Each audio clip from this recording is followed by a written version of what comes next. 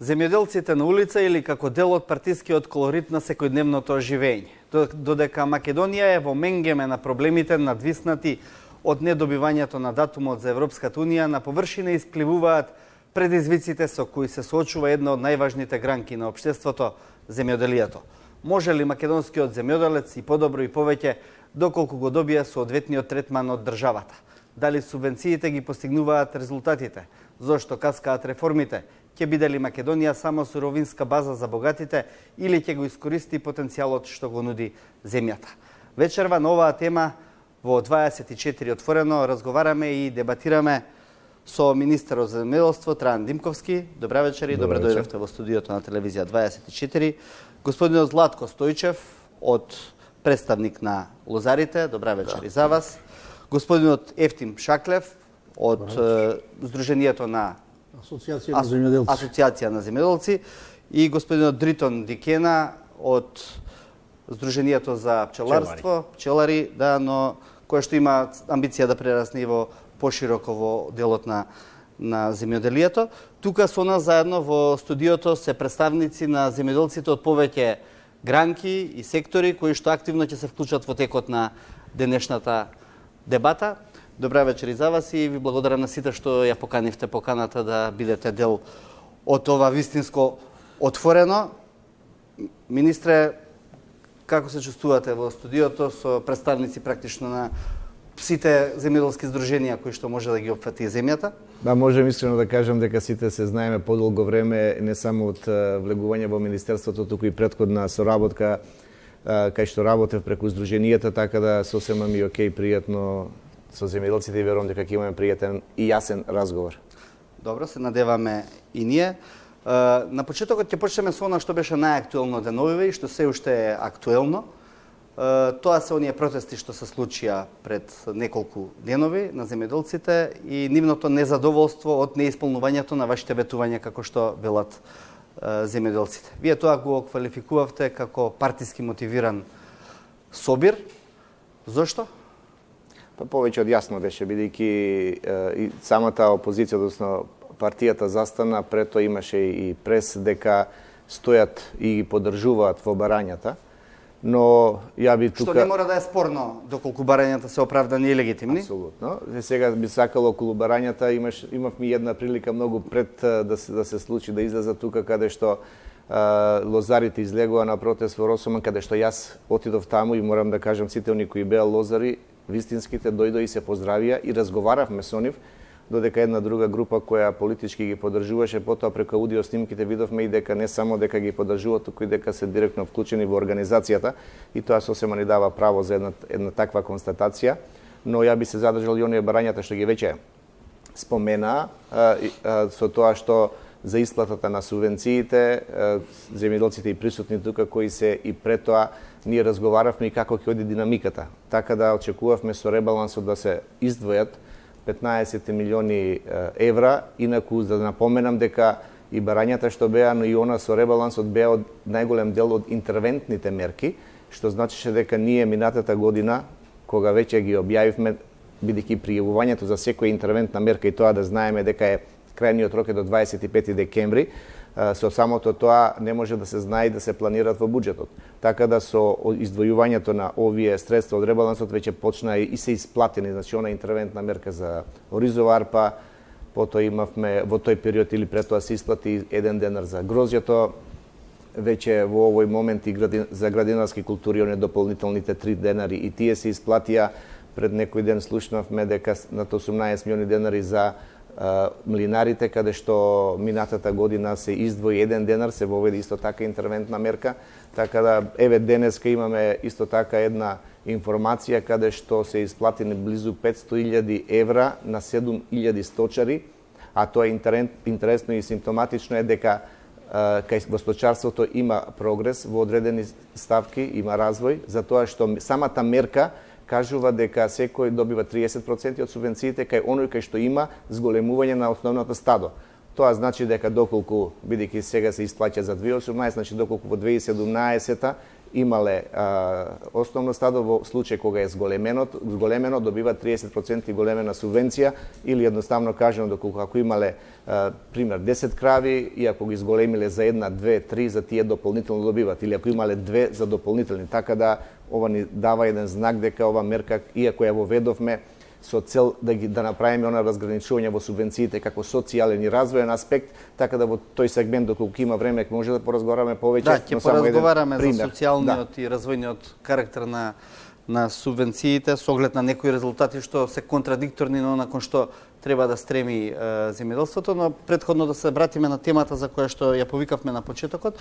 Господинот Стојчев, вие бевте на протестите кои што беа организирани.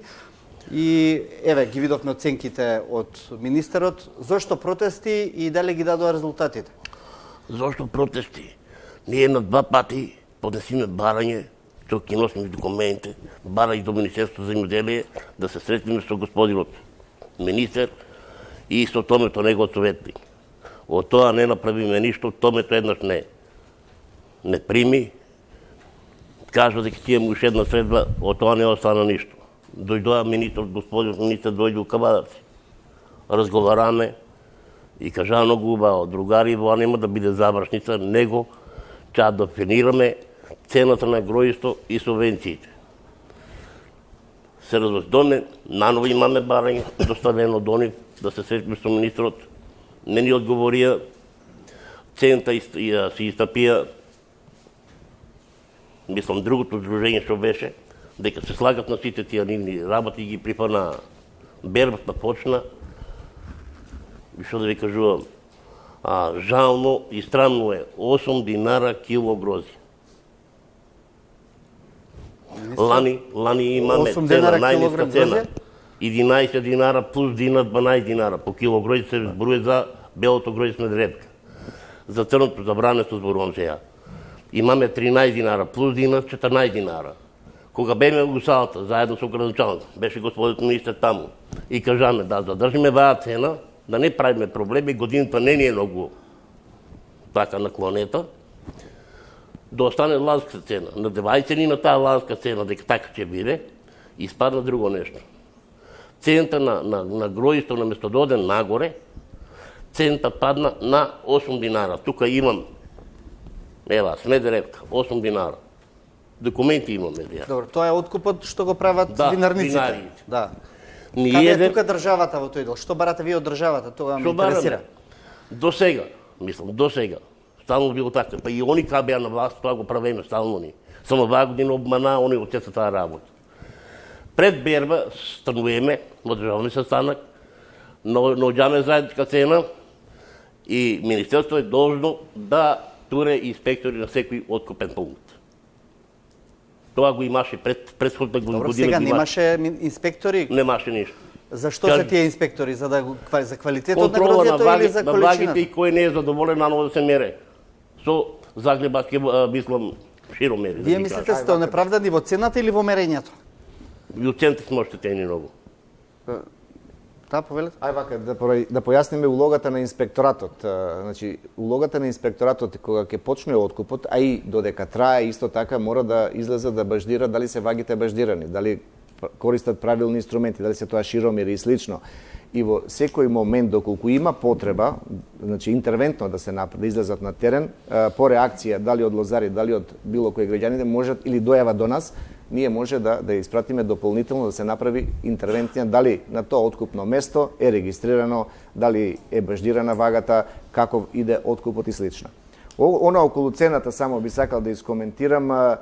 Ние добивме информации, значи зборувам за официјални податоци од државниот ДИС, Инспекторатот за земјоделство, кои направија просечните цени, најниска просечна цена е 10 денари. Зборуваме што е откупена Смедеревка и потоа одат и другите, али некаде од 10 до 12. Така да и кога разговаравме и за мерките кои да бидат превземени, зошто би се субвенционирало, а би дошли во тој период, значи токму оние кои што се најниско платените, да кажеме, затоа што да ги дополнително мотивираме. Но и исто еден факт е дека токму овие кои што се најниско платени се и најмасовните. Значи некаде околу 70 до 80% може да доминираат, така да во тој дел одиме и тие тече разговорите. Сега, што Златко што го спомена она, дека ние веќе од мај месец некаде со лозарите имавме разговори, преговори, се очекуваше ќе има многу вишок на грозје, се најави така, па видовме сушните периоди што направија.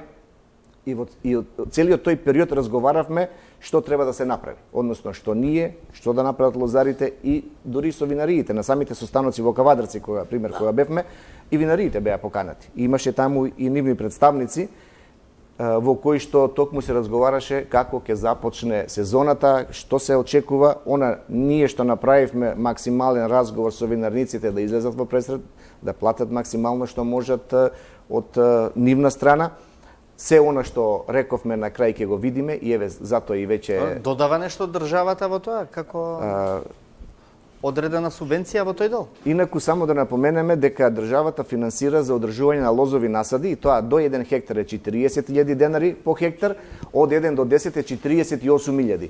Ова што сега го зборуваме за интервентна мерка дополнителна. Минатата година беше 1 денар, ова година рековме ќе биде, и тоа го најавивме пред месец и нешто, дека ќе биде повеќе од лани. Значи зборувавме за 2 денари дека ќе одиме и веќе на влада денес треба да помине. Стојчев, задоволни сте со тие 2 денари што ќе ги добиете? Дозволи, прво влада го реши вини. Ајде. Воа ја не го измислив. Камерник го фане. 8 динари, господин министр. Ја не спорам да зависи од квалитетот. Сега 8 денари да се разбереме. Ние сме тука седнати ваа вечер. Ќе го констатираме и тоа. Најниска цена на кило грози која да биде, за гарантирана. Испод таа, не мора да го земе. Еднаш треба да туриме крај на сето воа. Не можеме вака повеќе. Треба да туриме најниска цена на кило 12 динара. Испод таа не му одговара, нека не го зима. Они сега нас не оценуват едноставно. Гројство не е пшеница. Дозволи само. Не е пшеница да стое. У камион си стои чатура му шупат. Во реду е. Не стое ова. Ја утре го занесам веќе почнатав ферментацијата негова. Што ќе му правам ја на тоа гројство? Никој не го зима. Одмah Златко влае, киселина, оди фали го бонарод, фали го реката. Може ли да поразговараме околу поддршката на државата и цената и конкурентноста, односно одржливоста на производства? Кога бевме во Кавадарци, јас лично ги прашав колку имате трошоци по хектар. Сами лозари кажаа 90.000 денари имаат поддршка, односно производствени трошоци.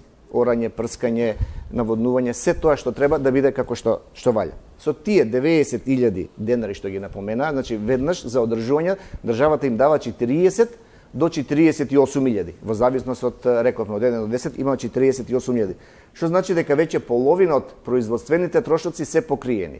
Сега кога зборуваме за дополнителни 2 денари за сортите или пак да кажеме за насадите кои е примената целосно агротехнички мерки, имаат 10, 15 до 20 тони, во зависност од приносите, местоположбата и културата. И сега ако ние на тие 15 тони им додадеме уште 2 денари, тоа се 30.000 денари. Значи ние веќе сме покриле 80 до 90% од производствени трошоци. Нека кажат една култура во државата која што производствените трошоци се покриваат со 90%.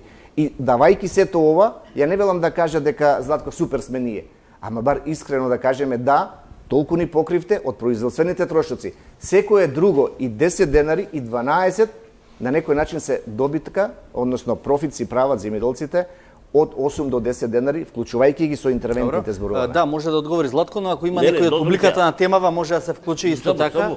Само да се доискажам. Господин министре, ја и тога се обратив и сега се обратам.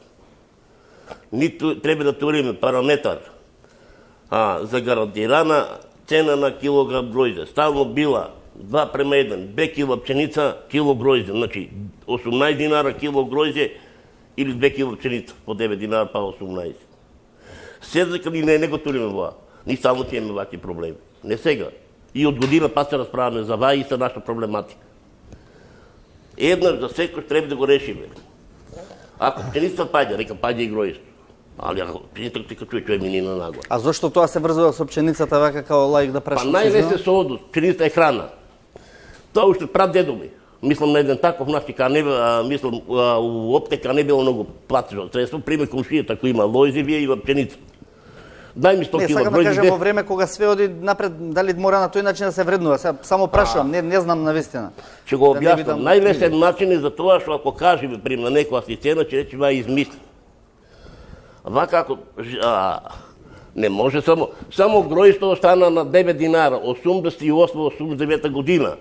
Гројство најмногу се носеше у тоа време за Хрватска. 9 динара беше пченицата, Смедеревката, 10 динара беше ванецот. Тоа е пред 30 години. Може утре слободно да проверите. Ако не, јас пред цела македонска јавност ќе ви се извинам и ќе ви кажам дека вие сте управо. А не сте управо. За тоа што 30 години да не се качате, луѓе мои. Уште некој на темава дали има да прозбори? Да, повелете микрофонот, дајте го на господинот. Јас сум Јошев Дано, член од Тиквички Лозорово Штарин. Вака едно прашање до министерот. Оно има, не едно, има 10 прашања се покажете во барањето. Ќе се концентрираме на едно-две максимум, затоа што немаме многу време. Ние имаме редовни состаноци, па може многу повеќе да си разговараме. Уште пред да дојдат на власт, кажаа дека субвенциите се социјална помош. Ние кога ќе дојдеме на власт, гројзето ќе биде 15 од 17. Ни тоа го бараме. Едно. Друго прашање. Зошто пред да дојдете на власт обечавте бетијанките се сликаше во Ресава брушени дека ќе донесат вода, во Кавадарци во Белград дека ќе донесат вода, во Сопот дека ќе донесат вода. И на сето тоа ние само иницијативно не беше формирано здружењето наше.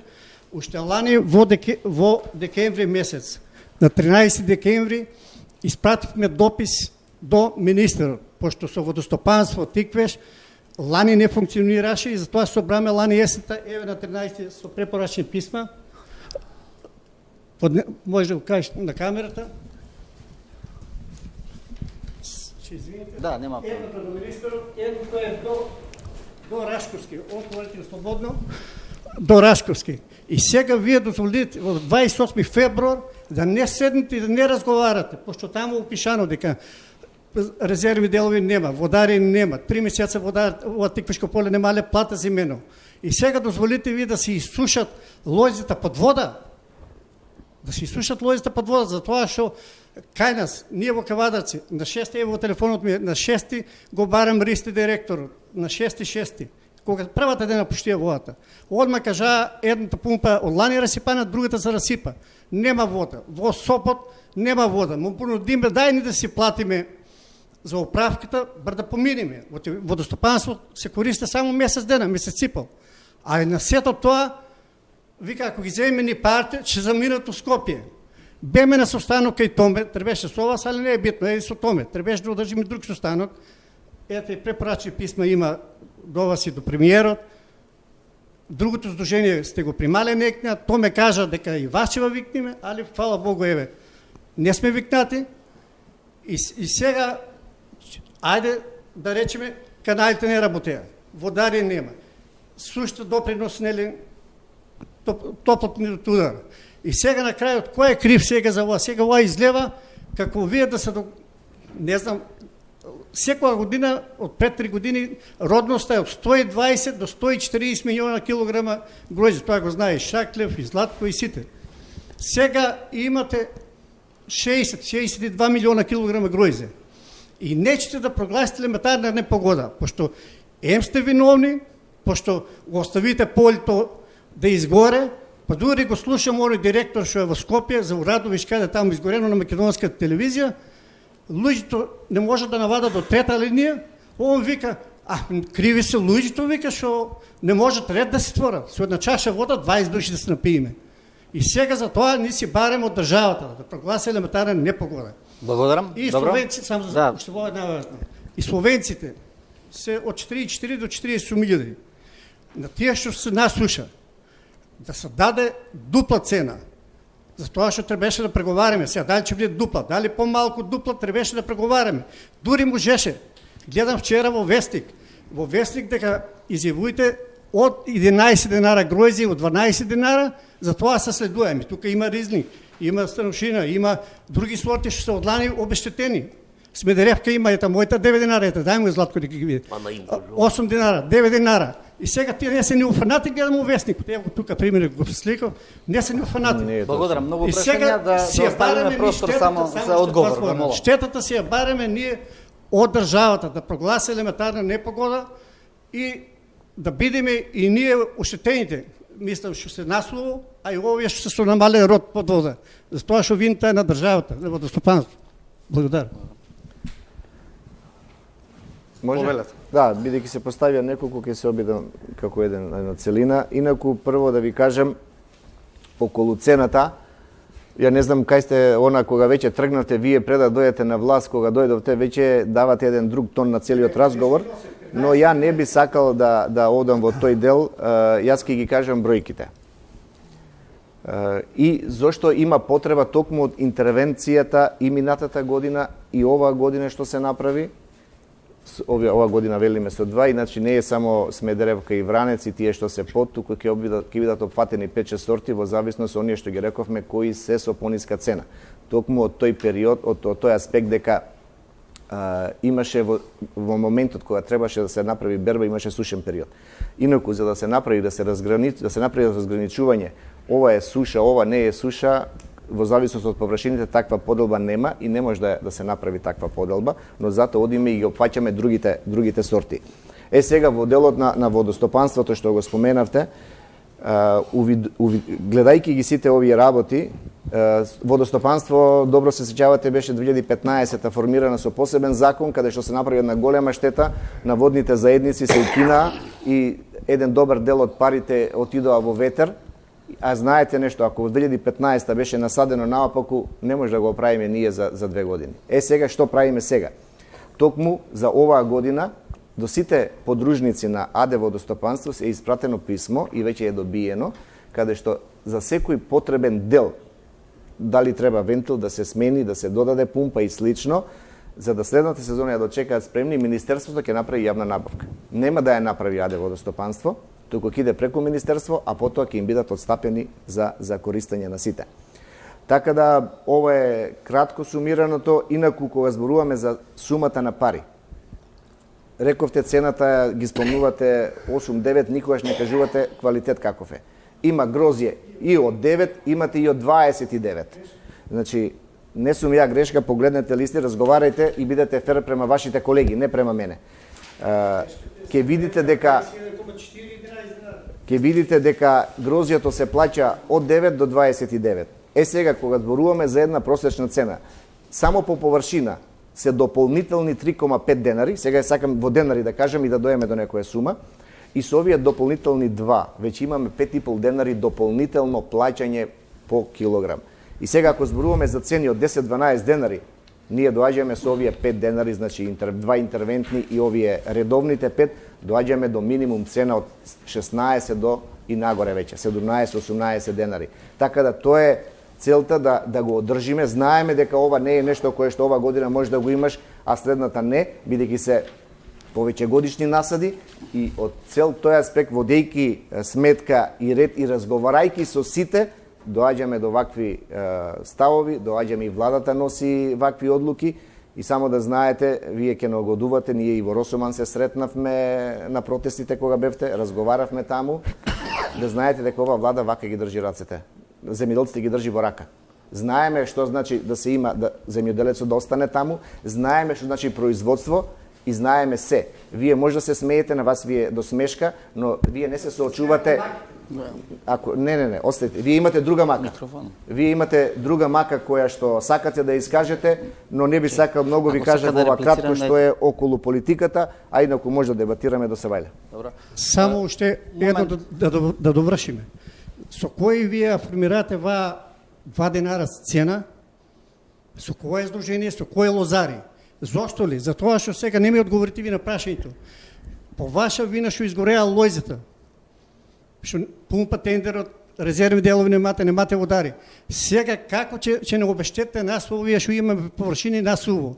И зошто ако договарате со нас? Јас ќе ви предложив друга солуција, многу едноставна. Добро, јас само возбор. Не, само возбора. Со кое издружение преговарал беше прашањето? И ова само.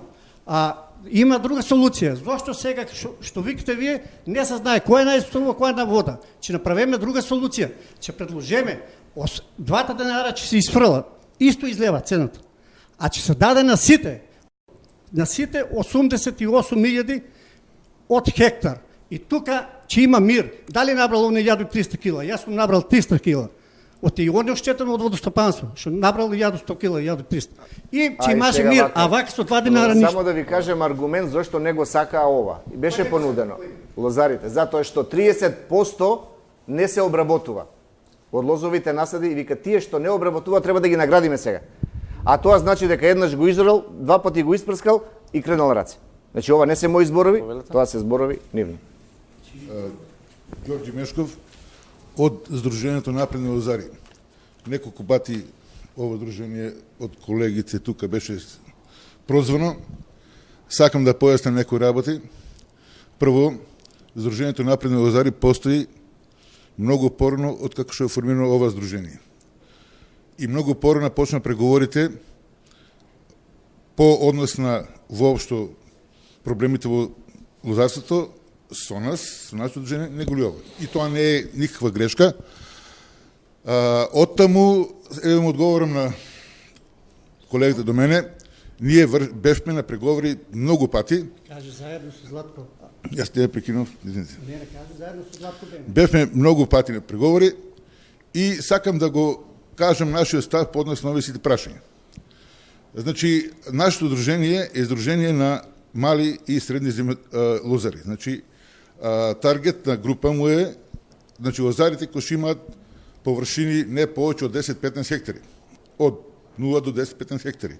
Затоа што тие луѓе се најзастапени и најмногу имаат, ги чувствуваат проблемите.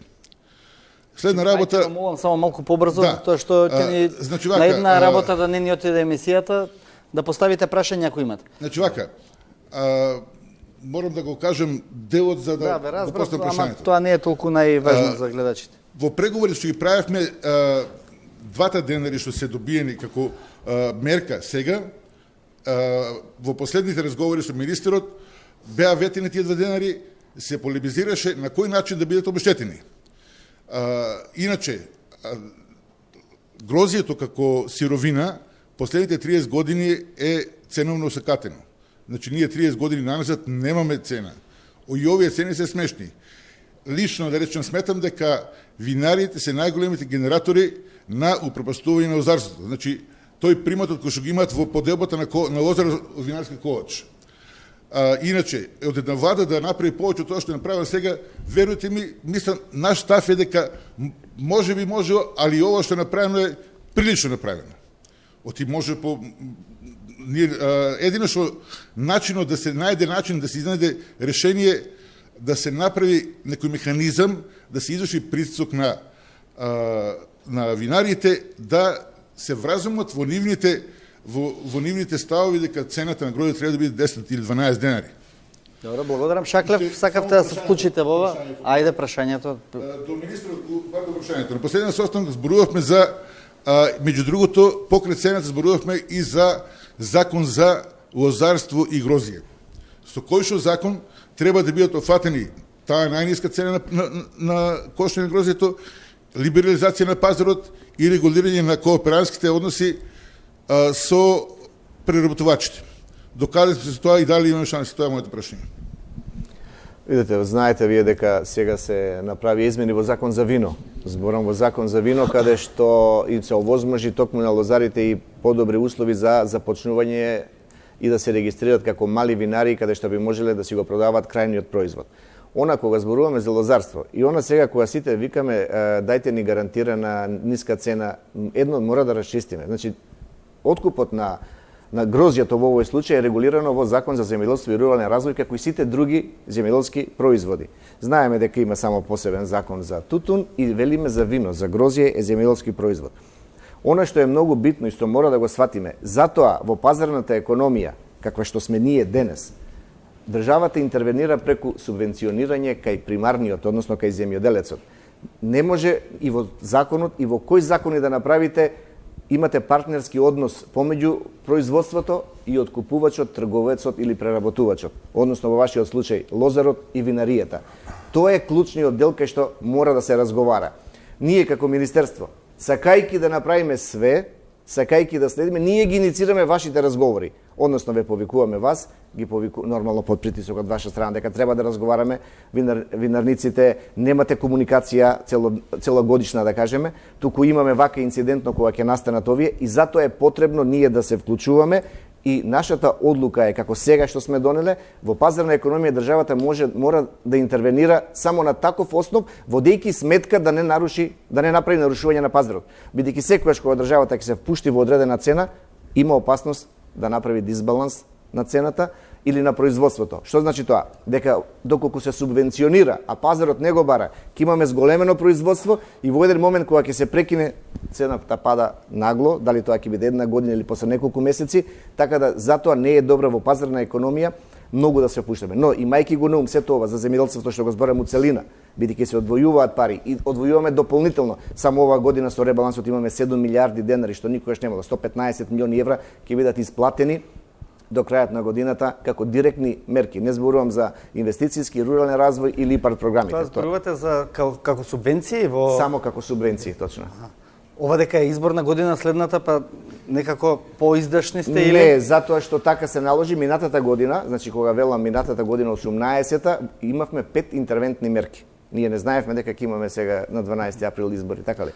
И тие интервентните мерки се пренесоа во 19-та, буџетот се планира веќе во декември или јануари за наредната година, и затоа имаше потреба од ваква интервенција со ребалансот и никогаш со ребалансот толку пари не се одвоени, затоа што се направи интервентни мерки и сега кога зборуваме, кога е обеќано нешто, мора да се исплати.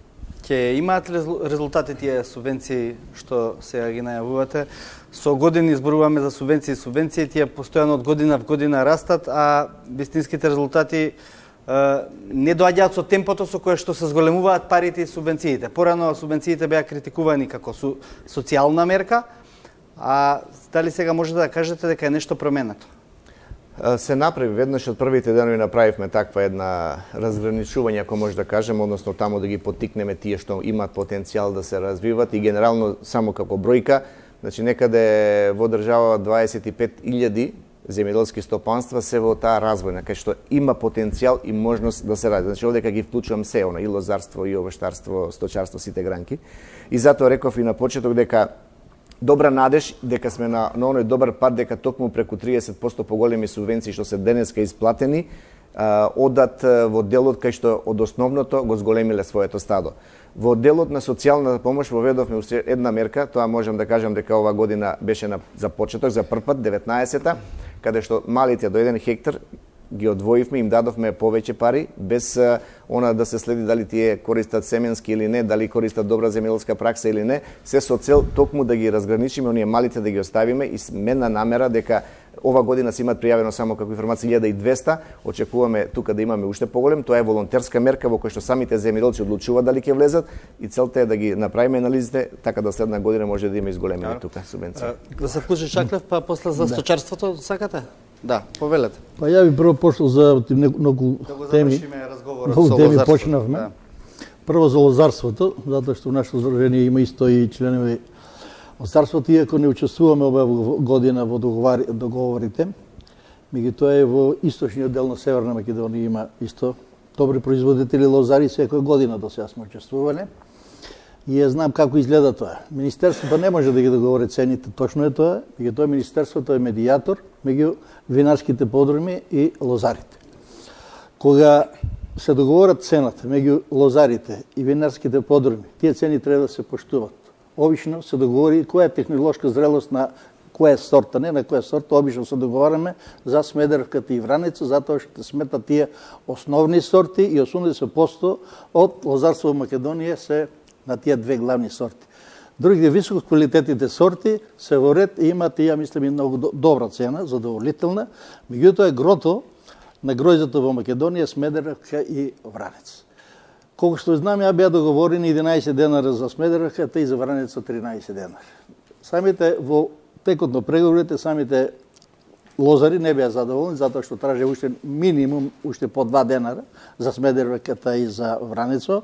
Меѓутоа, не се сложија откупните центри, затоа Министерството тука ги вети тие 2 денара, колку да има тука некоја пристојна цена. Меѓутоа, овие цени сега што ги гледаме, 8-9 денари за Смедеревка, то не смее да се дозволи.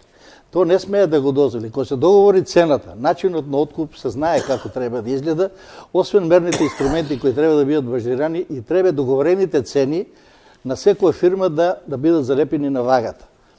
И тоа е мерило за да знае инспекторијато која фирма по која цена откупува. Ако е напишано на таблата, например, 11 дена рон купува посу, автоматски го крши законот. Со самите овие белешки го прекршиле законот винарските визби и према тие винарски визби инспекторијато треба да се земе своји мерки. И нема тука што да се договараме ние и што да правиме. Точно е тоа дека Министерството не ги договара цените, меѓутоа другите што се инструменти мора да се поштуват. Инспекторијато мора да се врши својата работа. И затоа инспекторијато и затоа треба да се стави. Колку беа цените на Смедеревката? Вова. Минатата година? Истата година, ја мислам дека беше 11 дена на Смедерев. Исто, не е промената цената. 2015 беше договорено истекнати. Да, само се извинувам. Мора да се истакнат цените на тоа.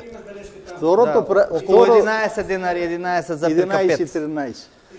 И тоа уште поголем проблем, винарските визби што го злоупотребуваат, не треба да биде фиксна цената 11-13, него треба и по законот за лозарство да се проценува лојзето по квалитет, по шекерна единица треба да се цени тоа. Сега имаше многу голем квалитет благодарение на сушата гројзето. Например, се 24%, ако имаш Вранец обично и повеќе достигнува шекерна единица, отимаше исто 13 денари. Меѓутоа, ако се 10 другата година, веројатно, и се случува тоа, да падне цената испод 19, тогаш важат шекерните единици. Тоа е се во корист на винарските визби. Што не ги поштуват законите. Още еден проблем што се јавува, што го спомна, а многу битен, водостопанството и наводнувањето. Една од најбитните работи што е во земјоделието. Тоа е навистина, сме разговарали со министер, хаос, не само во Теквишијата, тоа и во Брогалничкиот, и во Пелагонија сегден се распаѓа тој систем, меѓутоа мора да се стави ред. Ние зборуваме во водостопанството, не се прават каналите и линиите на пролет, него сега, чим се заврши водната сезона и почнуват активности. Меѓутоа, колку што ние знаеме, што слушаме во јавноста, дека тие 300 вработени не земале не знам колку тама плата и прават штрајкови, тие се отпуштени веќе. Нема работници кои да ги поправи тие канали. Значи и до година тоа ќе донесе многу лоши резултати до година, значи ако истото, е вака. Истиот случај ќе не се десе и до година. Главните канали ќе имат загуба 40 до 50% од водата што се испушта од браните, нема кој тоа да го направи и пак ќе биде истиот хаос. А има можности, ако се размислува за добро на земјоделството, например за Брегалничкиот систем, една од можноста, Злетовска Злетовица, браната што во Злетовица, дури се прелива, има превише вода и ја пуштат во реката, а зашто од Злетовската брана не се попуне Брегалничкиот систем?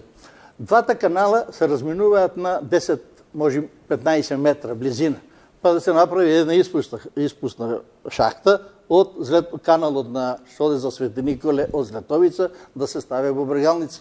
Добро. А после ќе си ги најдат сметките двата система и ќе бидат задоволни земјоделците. Повелете, одиме малку и на темите со сточарство. Значи, вака прво да се представам. Јас сум Никола Георгиев од Националниот сојуз на одгледувачи на овци. Сега вака, кога министерот веќе ги спомна интервентните мерки, јас најпрво би сакал да на моето излагање да го искажам ставот на Сојузот на одгледувачи на овци во однос на таа интервентна мерка која што конечно ние ја добивме. За која работевме заедно со Министерството веќе околу една година.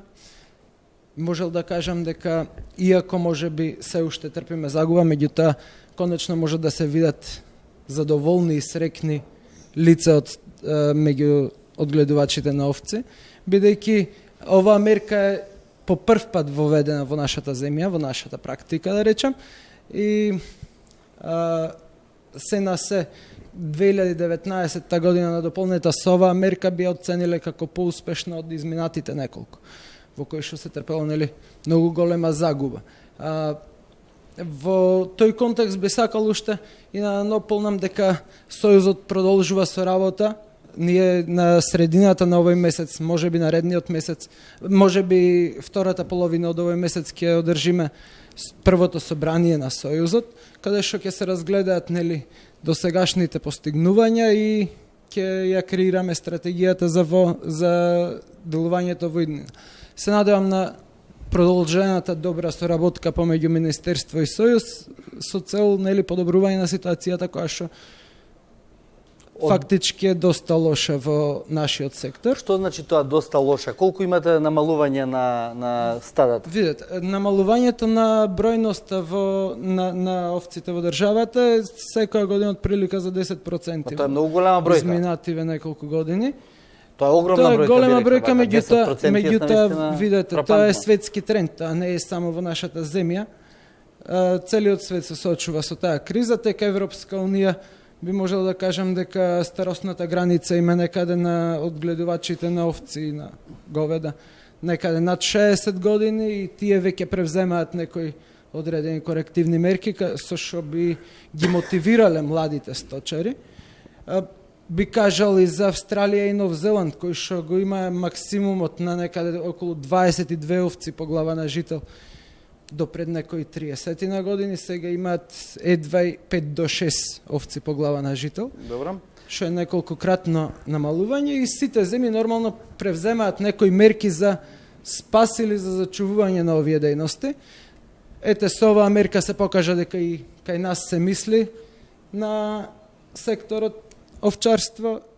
Сега се надеваме дека во иднина ќе постигнеме повеќе резултати. Само уште едно прашање до министерот во однос на исплатата на овие интервентни мерки. Се надевам дека нема оваа практика да се задржи, да чекаме до крајот на 2020 за исплата на оваа интервентна мерка.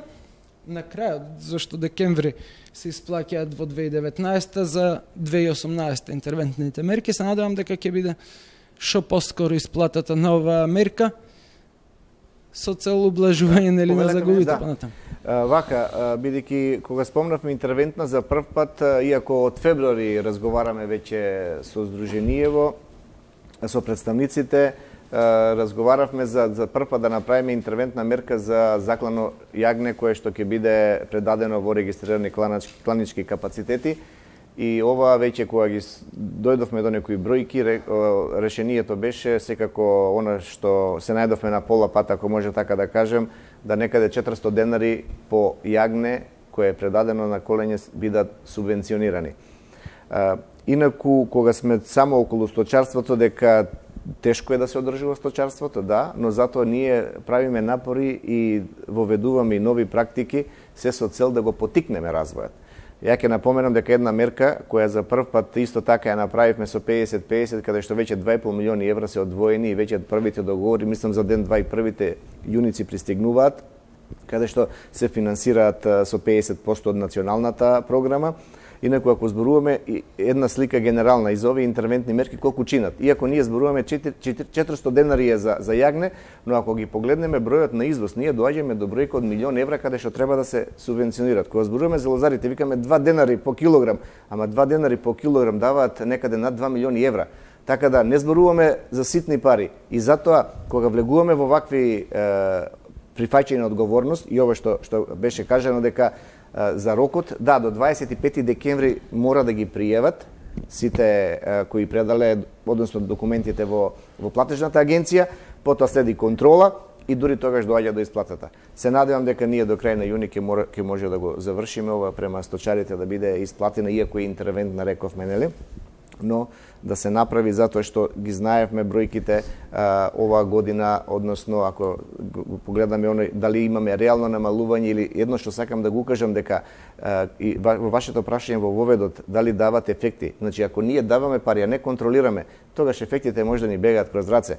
Ние направивме контроли, значи зборам контроли во сточарството минатата година за 40.000 крави беше бројот помал, но дали е реално или е фиктивен тој број? Само контрола преку системот во Агенцијата за храна и ветеринарство оваа година за кај одгледувачите на овци се направија тројни контроли, исто така преку агенцијата, каде што имаме намалување од 18-та во споредба со 19-та за субвенционирање околу 60.000 овци.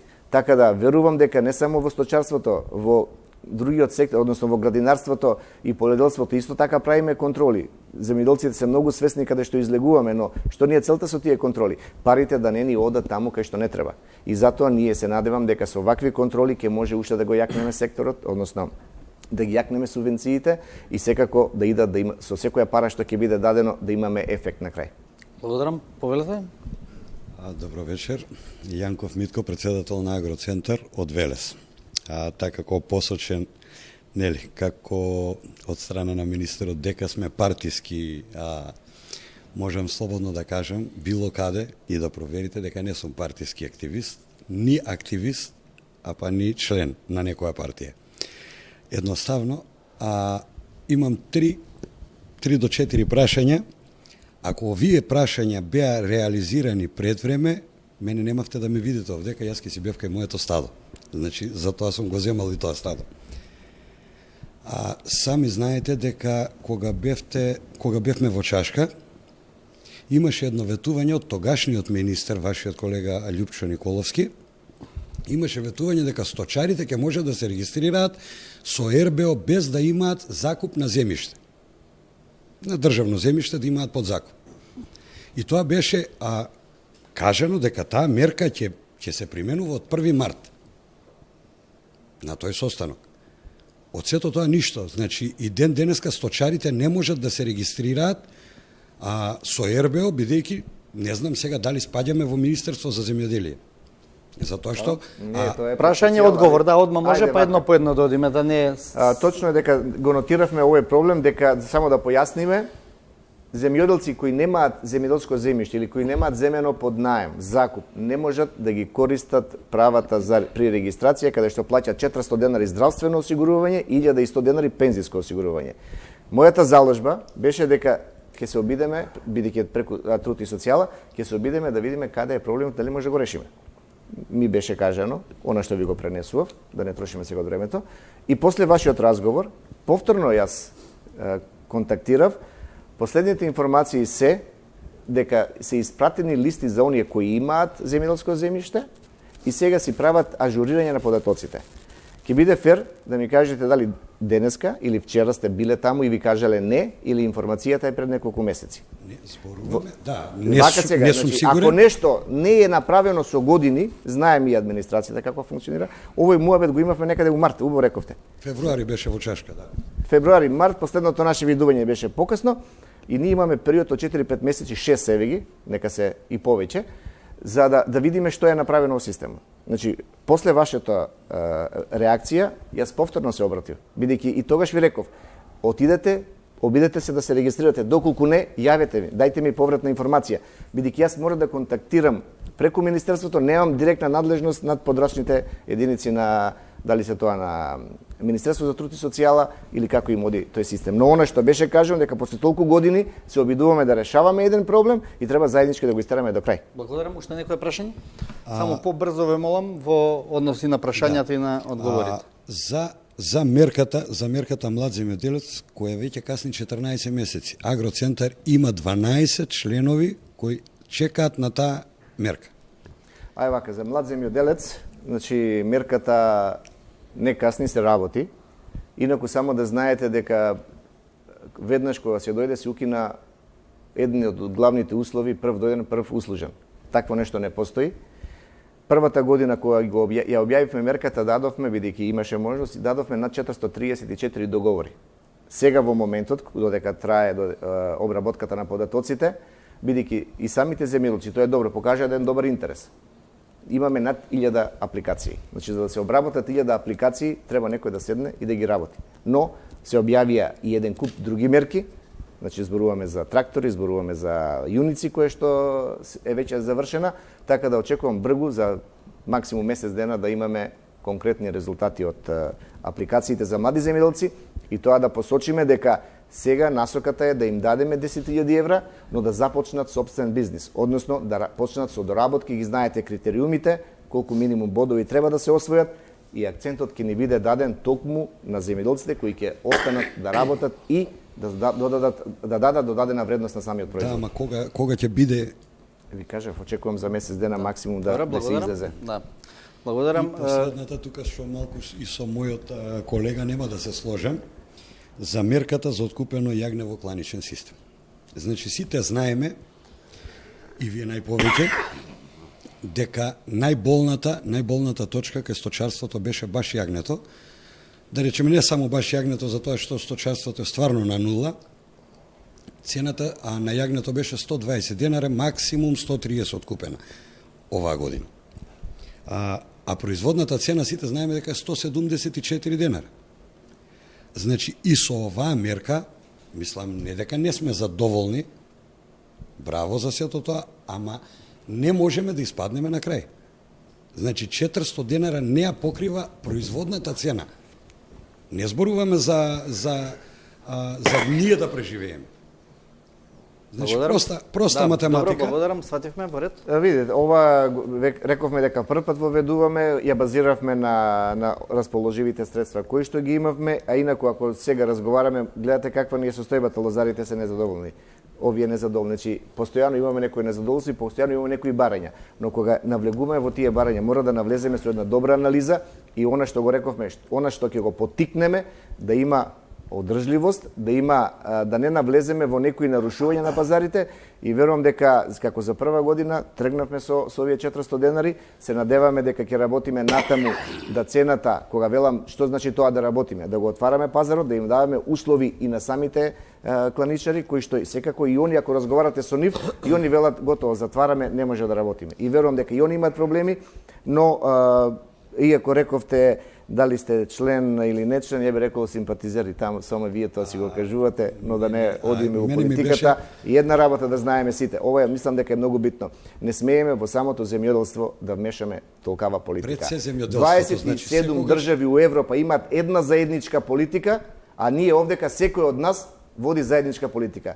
Мора да има една национална државна политика, стратегија у земјоделство, во која што сите треба да ја следиме, ако сакаме резултати. Доколку вака разговараме, ќе се сведеме на 100 денари. Не, а секогаш сум сакал диалог и за тоа сакам да прашам. Значи, вие ми кажавте дека толку можеше, да, во ред можеби толку можеше, колку и да е болно за сточарите, ние прифаќаме.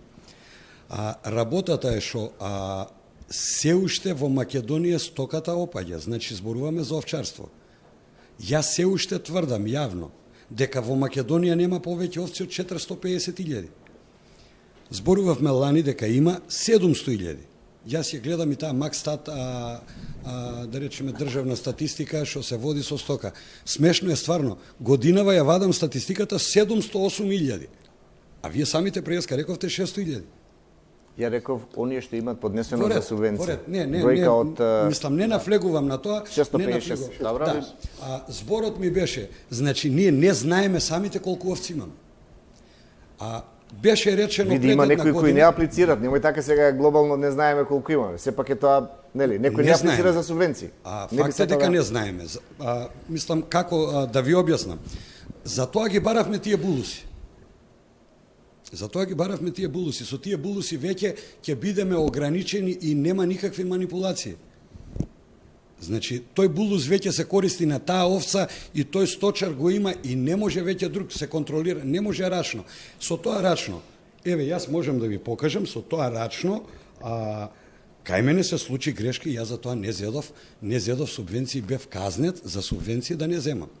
Да, вие добро кажавте дека јас зедов 3000 евра субвенции.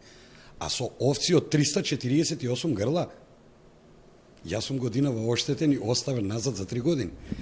Не по ваша вина, него по вина на контролори. Зошто? Затоа што од 9 бројки сгрешиле една бројка, не постои нигде у систем, барав нова ревизија да дојде да контролира, никој не дојде и останав така.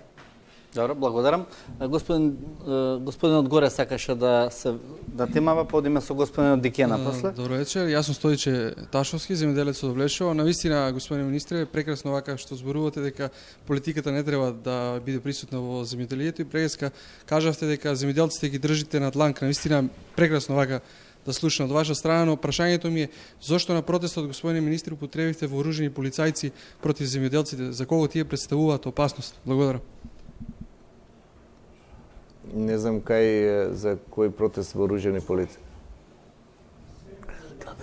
Да, беше тоа пред Гоце Делчев на мостот. Види, тоа е, не може да навлегам, тоа е проценка на Министерството за внатрешни работи, валјда има проценето така постапиле. Не би можел ја во нивно име да зошто се поставени или зошто вооружени. Добро, благодарам, ќе се вратиме таму. Господине Дикена, многу политика и во земјоделието. Мислите ли дека со малку вадење на политиката и партиските обележи од политиката можеме да имаме подобри резултати во земјоделските приноси, во сето она што представува аграрна култура? Секако, мислам дека Македонија е еден од најглавните сектори е земјоделството. Јас потекнувам од еден сектор од пчеларството. Мерките што се дават од страна на Министерството не дека се доволно, но некогаш многу помогат во тоа. Јас можам да кажам, пчелните семејства во Македонија од 70.000 колку биле, например, пред 5 или 10 години, сега се 242.000 пчелни семејства. Значи има раст. Значи политиките на државата веќе мора да се менуваат во однос на тоа тука да има помлади сточари, помлади лозари, помлади пчелари. Сака ли некој воопшто млади да се занимава со таа работа? Многу жално што старосна граница барем во пчеларството кај нас е 58 години. Претпоставам дека не е подобра ситуацијата во другите сектори, дури можеби полоши. Тој европско 56 години е некаде просепа. Министерството, например, во пчеларството годинава имавме покачување од мерката од 600 до 800 денари субвенција за пчелно семејство. Тоа убаво што се прави дека порано мораше да се зарегистрираш као пчелар со најмалку 35 пчелни семејства, годинава тоа е со 10 пчелни семејства, што многу добра мерка од страна на Министерството, пошто пчеларот од почеток ќе ги чувствува субвенциите што може да се дават. Мислам дека 10 евра дали се 10 или 800 денари дали се доволни за пчелно семејство. Никогаш не се доволни, па ни 400 денари за грло, па ни тоа. Но кај нас има недостиг тоа дека ние сепак сме пазарна економија. Ние мора да научиме да работиме според европски стандарди.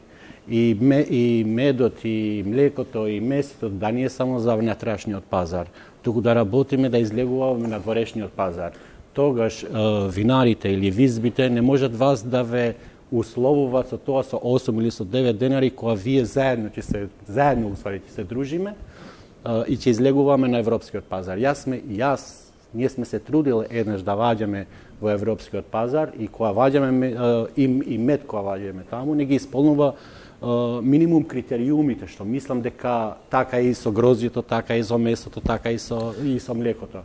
Нас повеќе ни недостига едукација да бидеме европски земјоделци. Тогаш и цената тогаш многу малку ќе биде битно колку ние земаме субвенции од Министерството. Многу ќе биде битно колку ние добиваме од сето тоа. Не само тоа, уште едно сакам да ја прашам. Велите едукација потребна. Предпоставувам и во вашиот ресор, еве ова прашање се однесува и за останатите дискутанти. Јас повеќе зборувам за пчеларството. Потребно е ли реструктурирање, модернизација на земјоделското производство? Тоа окрупнување за кое што зборуваме две децении веќе постојано зборуваме окрупнување, гледаме раситнатост, дури и разединетост помеѓу земјоделците. Значи и земјоделството е жив сектор. Значи тој секогаш има нови елементи, нови откритија и ние мора да ги пазиме европските и светските трендови. Не можеме да останеме со тоа како мојот дедо или прадедо пчеларил, да пчеларем во иста насока и јас. Мора ние да го менуваме начинот на европско земјоделство, да не кажам само за земјоделство, само за пчеларите, иако тоа е се тука. Министерството може би повеќе треба да биде да наместо субвенција. Јас мислам дека 115 милиони евра да се дават за една година во една држава и да не има ефекти, мислам дека има проблем тука. Значи, или ние не знаеме да ги користиме субвенциите, или не се доволно субвенциите. Мислам, 115 милиони за една мала држава, како е Македонија, мислам е доволно, ама ефектите ги нема. Значи, ние не смееме тие субвенциите да ги трошиме да одиме на одмор. Но имаме зголемен увоз на храна и тука некој е дискрепанција, повелете. Да, многу повеќе сум упатен од вас изгледа во оваа работа и ќе се обидам да објаснам работата. Ако е Европска унија, викате сакаме да одиме во Европска унија. Знаете колку дели од буџетот од Европска унија? Одделува 38% од парите за земјоделие. Да. Затоа што земјоделието воопшто скоро во светот, ако се они високо развиени земји, земјоделието е непродуктивна и нископродуктивна дејност. Што значи тај што се занимава со земјоделие не може да чека дека земјоделието ќе има некоја печалба и затоа државата таа разлика меѓу производната цена и продажната цена ја на некој начин дотира. За Македонија да стане високо развиена земја, да имаме ние добри приноси, без субвенции тоа не може да се замисли, не е остварливо. Вие гледате сега, ние сакаме да преживееме со таа 18 дена, викаме производна цена на гројзето, например, 18 дена. Не можеме и со субвенциите, и со цената на визбата, и со наши, тоа да достигнеме тие 18 дена, да бидеме рентабилни, што значи рентабилни да си ги вратиме парите, а не да влагаме друго. Ние треба да имаме екстра вишок, пари, прво да оствариме ние за нас плата, да оствариме амортизација, што никој од нас, колку се лозари ги прашите там и земјоделци, дали некој од нас прерачунува амортизација, било на шо, било на лојзе, било на трактори, било на штали. Никој не рачуна амортизацијата. Дали става минимална или средна плата, како што кажуваме, нели, у Македонија треба средната плата да биде 22.000. А двајца фамилија се најмалку ангажирани во земјоделието. Дали имат они 40.000 плата месечно? Не 40, они немат по 4.000 плата.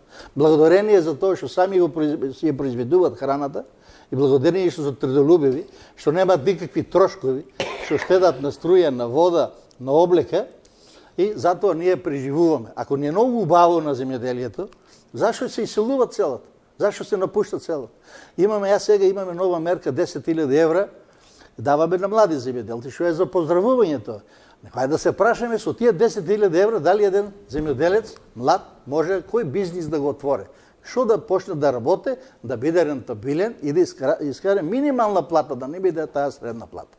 Ако се тие доволно, само да ви кажем Европска унија, колку е? Од 45 до 70.000 евра зима еден млад земјоделец да го отпочне бизнис. А не овие што се фондови што не ги дава сега Европа и овие субвенции се дават за да се подигне продуктивноста, да стасаме продуктивноста на Европска унија. Кога ќе се отвори европскиот пазар, кога ќе влеземе ние Европа, ние треба да се прашаме со кој наш производ ние ќе конкурираме на Европска унија. Да. Сите ние производи со кој? Па нема со кој, затоа што сме на ниско ниво на продуктивност. Зашто не произведува? Затоа што немаме... Пошто не го знам проблематиката на лозарството. Кажавте од 9 денари до 29 денари. Зашто тука ни еден лозар не продава лози од 29 денари? 29 денари да продава? Дека да продава на кого?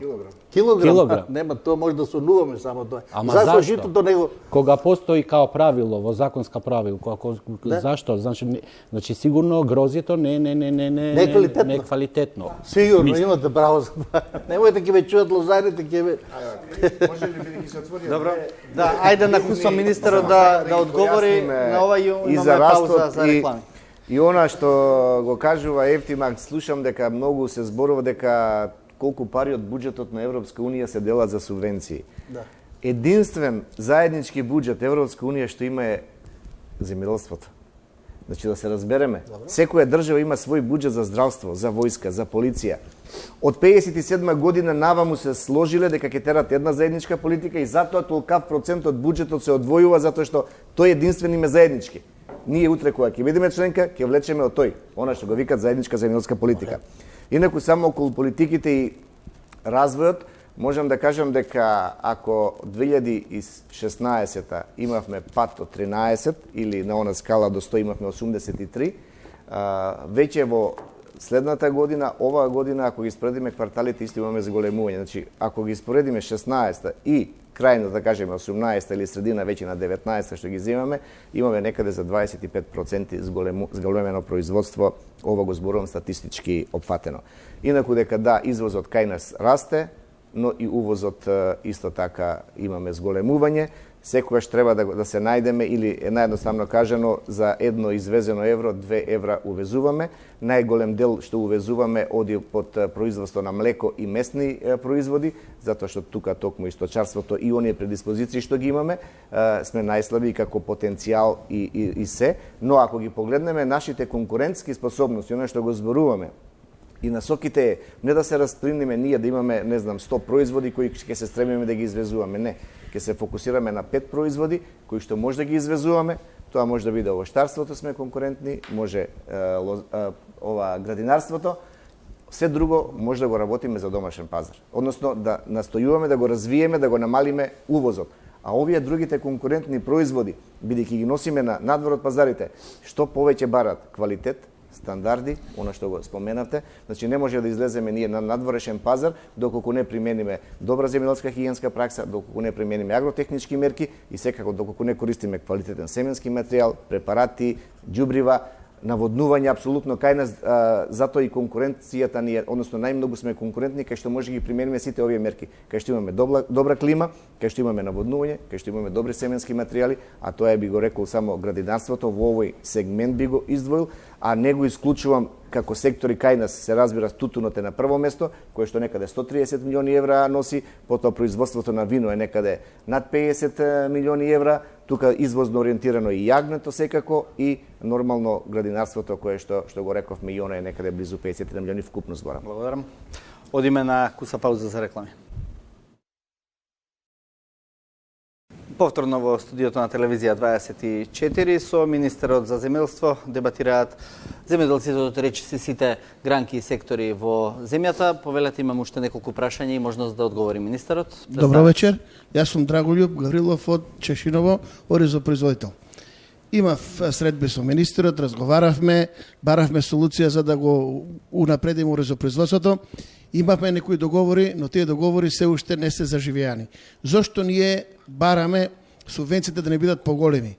Затоа што со овие субвенции не можеме да употребиме добра земјоделска пракса. Многу ниски се средствата, а имаме големи трошоци за производство на ориз. Тоа е една работа. Бараме 30.000 денари по хектар. Тоа е основна субвенција. Го имате 30.000, го имате. Немаме, господине министр, 30.000, вака сега јас ќе ви кажам. Ласка година беа 6.000 денари, со тоа што имаше уште 6.000 денари за семенски материјал. Семенски материјал кај нас у Македонија никој за ориз не произведува, нити продава. Ова година пак исто е, ги покачивте субвенциите, ама пак доделувате 6.000 денари за семенски материјал, а нема од каде да се увезе и да се набави. Тие што го увезуваат не е семенски материјал, ни го продаваат од 90 до 120 денари килограм, а оризовата арпа ни ја зимаат од 13 до 18 денари. Тоа е проблемот, едниот проблем. А другиот проблем, кога дојдовте на власт, рековте дека откупната цена ќе биде минимум 25 денари за оризова арпа. Што дојдовме на власт или гледам? Вака сега. Само се прашува кога дојдовте на... Вака сега. Може да бидам припадник на која партија сакам, тоа не е забрането во нашиот устав. Така сега.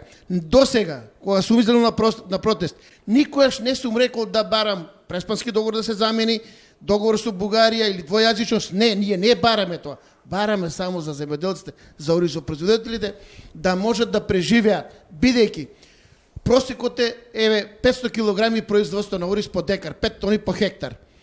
Со цена, толку е европскиот просек. Толку е. Околу 600 килограми по декар, 600. И од институтот го взимам подаците. Тоа е веродостојно. Мислам дека е веродостојно. Сега. Затоа, со таа цена што ни ја земат сега од купувачите, не можеме да преживееме. Затоа излегуваме на протест. Затоа, ако вие се залагате да може да биде цената 25 денари, откупувачите не викаат нас толку не одговара, ние толку ќе ја купуваме. Барајте се од владата да ви донира до 25 денари. Сега, владата е таа која ја креира политиката во државата и во земјоделието преку Министерството за земјоделие. Значи тоа бараме ние, да можеме да преживееме. Благодарам. Јасно ми. Да, кратко ве молам и да оставиме простор за сите да постават. Не фер овдека да зборуваш за невистини и за работи кои сме ги договориле и кои ние сме обстанале на зборот. Значи, на ваше барање, зборувавме за 5 денари интервентна за АРПА, го направивме. Повторно барате да го продолжиме од 26 декември 18 до април, кога откупувавте 19-та, го направивме. Вие баравте да ги зголемиме субвенциите и тоа рековме точно, коректно е, дека секоја година се интервенираше во Оризот и ние за прв пат со ваш договор го одвоивме Оризот како посебна подмерка во програмата. И таму е ставено 6.000 денари беше претходните години, со 6.000 денари ако не користите семенски, 12.000 ако користите. Со договорите ги качивме, 18.000 денари е за 2019-та, доколку не користите семенски материјал, и 30.000 денари доколку користите семенски материјал. Ваши зборови ставено у програмата и пак не чиниме. Не знам што да направиме повеќе. Да дојдеме да жнееме, да. Се извинувам. Повелете таму. Тоше Атанасовски, производител на свињи и свинско месо, село Пеклани, Виница, свинјарска фарма. Значи, сакам да кажам дека свинското месо во нашава држава е негде 90% ги задоволуваме потребите од наше домашно свежо месо. У моментот сме загрозени, значи, од Бугарија и од Србија, каде што се има појавено африканска свинска чума. Единствена работа што бараме од Министерството за земјоделие и Агенцијата за храна и ветеринарство да се заштитат, значи, големите производители на свињи и нормално и помалите и сите што ги поштуваат биосигурносните мерки, државата да им излезе во пресред и сите мерки што се донесени на влада да се испочитуваат. Пошто единствена светла точка во нашава држава, сега зборуваме дека престанавме и со вакцинација на свињите, еве 2 месеци имаме шанси некој период кога ќе помине да се извезува свинско месо. Значи тоа е позитивно, се користат субвенциите за прираст и за раст на фармерите и општо добро е, значи, за производителите на свинско месо дека го задоволуваат пазарот со свежо свинско месо. Значи ли ова дека не се придржуваат институциите до оние безбедносни мерки и протоколи кои што вие сега ги барате, велите единствено бараме сите закони да се почитуваат? Каде е проблемот? Има некои мерки каде што споро се почитуваат. Пример, на границите требаше да се постават бариери за дезинфекција на секое возило што би влегло во нашата држава. Микрофонот на кај... Не.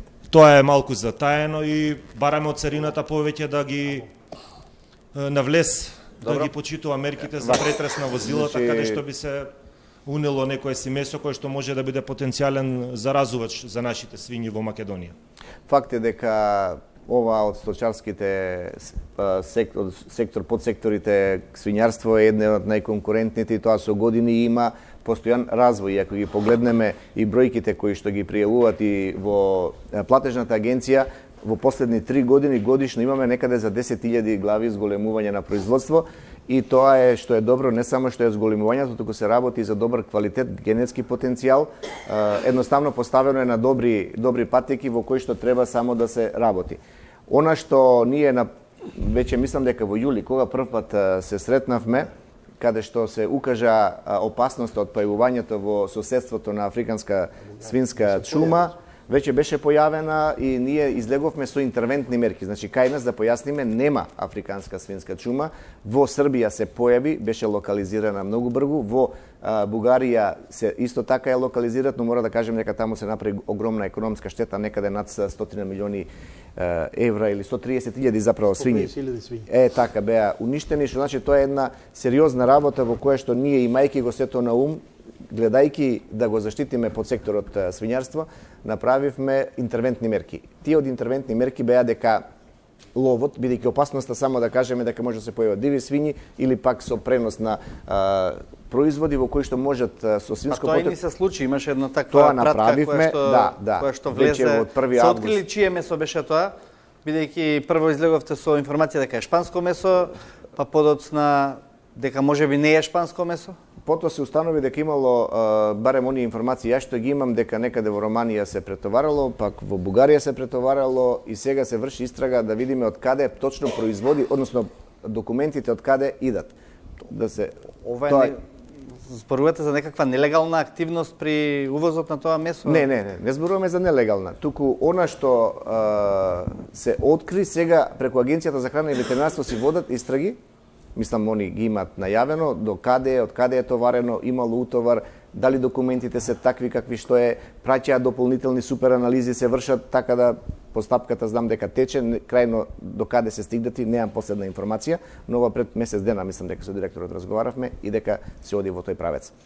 Инаку, околу овие мерки преземавме неколку, да, и сега од еден аспект, ако кажеме за дезбариерите кои што ги спомнавме, ние тргнавме со една таква намена и да разговараме и да се купат, но од друга страна видовме дека и кај земјите кои што има појавено, значи не навлегуваат и не ги прават таквите, туку едноставно се следи за да може тоа да се локализира. Од она наша страна направивме ние како министерство, со царина исто така во контакт, неколку пати е реагирано за да се заекне контролата на граничните премини. Така од тие интервенти, јас мислам дека не знам ако испуштив уште некоја. Добро, благодарам. Се извинувам, немаме време, ќе мораме да побрзаат тука со прашањата. У петогодишниот план за семи и семенски материјали, C2 дали е случајно испуштено или сега више у новиот правилник стои дека нема да се плаќат субвенции за C2, семенска пченица или јачмен. Има земјоделци што купуваат, не знаат што е тоа, мислат дека купуваат семенска роба, ама семенска роба под C2. Не, тоа е испуштено. C1 и C2 си влегуваат во субвенционирани. Меѓутоа, петогодишната програма пишува дека нема да се субвенционираат од оваа година. Дали е испуштено или што е, треба да се... Добро, да се провери, повелете.